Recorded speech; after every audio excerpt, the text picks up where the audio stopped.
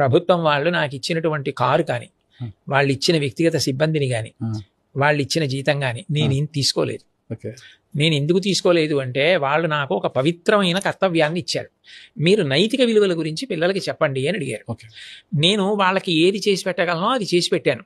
ప్రభుత్వం కూడా అంత ప్రేమగా అంత మర్యాదగా ముందుకొచ్చి ఇవి పిల్లలకు అందితే బాగుంటుందని వాళ్ళు వాటిని 5 పుస్తకాలుగా ప్రచురించి ఈ సంవత్సరం నుంచి పిల్లలకు అందరికీ ఇచ్చి అవి అందుబాటులోకి వచ్చేటట్టు చేశారు. నేను నిజంగా అది ప్రభుత్వం నాకు ఇవ్వనప్పుడు కూడా నేను పిల్లల కోసం అని చేశా. దానికి నిజానికి నాకు అంత లక్షల జీతం, అంత వ్యక్తిగత సిబ్బంది నాకు అక్కర్లేదండి. అందుకని నేను ఎంతో ప్రేమగా చెప్పా, ఇవన్నీ నాకు అక్కర్లేదండి, ఇవి లేకుండానే నేను చేసి పెడతాను అని చెప్పి నేను చేసి పెడుతున్నాను వాళ్ళకి. జీతం తీసుకోవట్లేదు? నేనేం తీసుకోలేదండి.